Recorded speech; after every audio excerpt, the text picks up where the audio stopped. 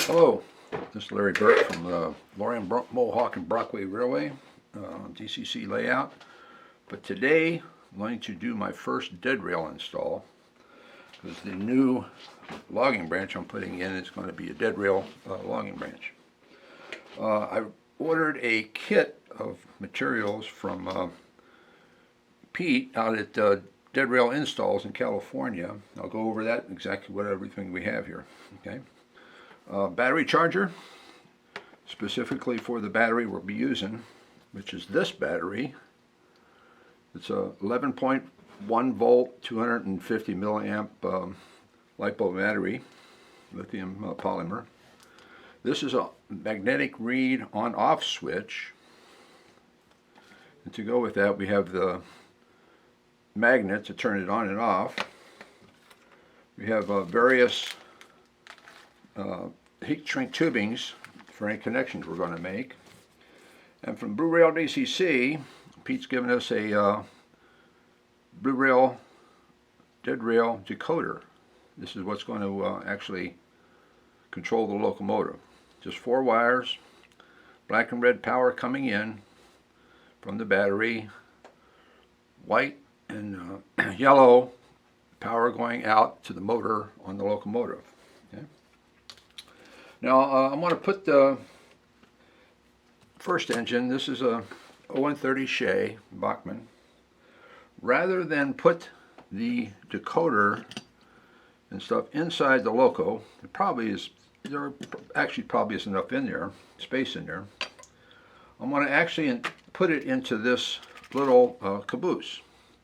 Plenty of room in there, in the caboose.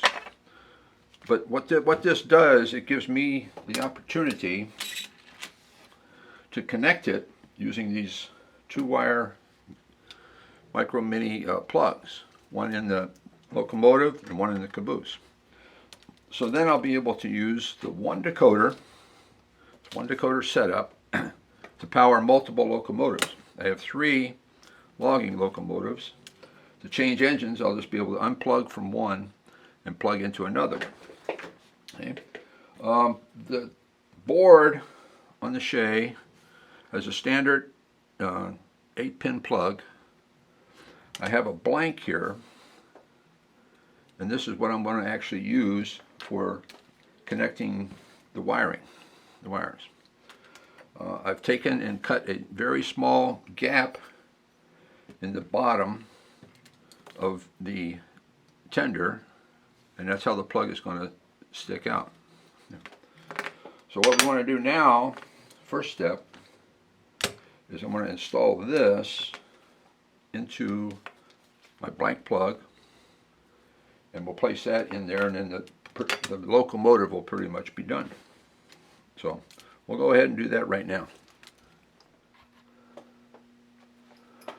Well, I was going to put it in the Shea, but that didn't work. Turns out that the gears in the Shea are really messed up. So the Shea is going to require a lot more work. Okay. Next up on the workbench was this Climax. So I grabbed him last night and went ahead and put the decoder connections into this Climax. I'll show you real quick what it's involved. This is the DCC soundboard for the Climax. Power comes to this from the wheels, through the wheels, on a red and black wire. So you just take the red and black wires off of this board and clip them in so that you're no longer getting power from the rail. And you put this into the circuit, okay? The Blue Rail DCC board, okay? So this is all ready to go. I ran it last night and everything works fine. The Blue Rail DCC board, you can think of this as a DCC command station with radio. That's really what it is. Power comes from the battery into the command station. Your commands from the app on the iPhone comes in here. This interprets it into DCC commands and passes it on to the engine, power and DCC commands.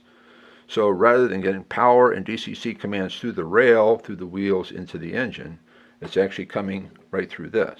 Okay, I can plug it in real quick and show you how it works. I've put my connection out the back of the tender. This is all going to end up going into the caboose a little bit later. So if we were on the layout right now, this is what we would do. We would just plug these in. We'll turn on the blue rail board.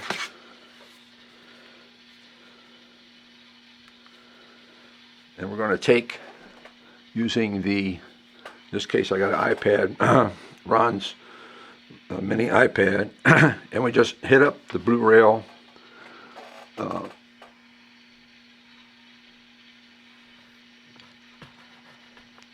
app on here.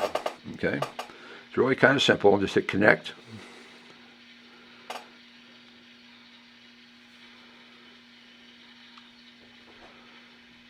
Connecting. Okay, we're connected. If I go into standard,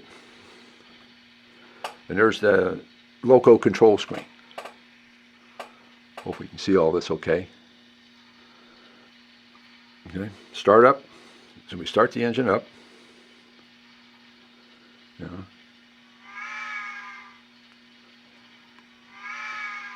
So we give our command, and now if we just advance the throttle, you can see that the engine wants to go now forward.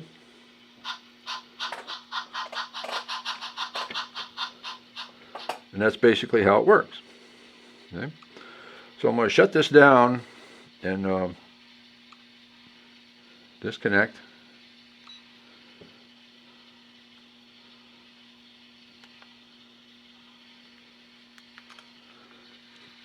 We'll go ahead and turn off this.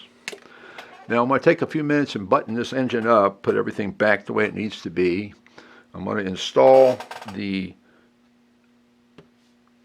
blue rail components into the caboose, and we'll try to get her hooked up and get her rolling down the line here in a little bit, but stay tuned.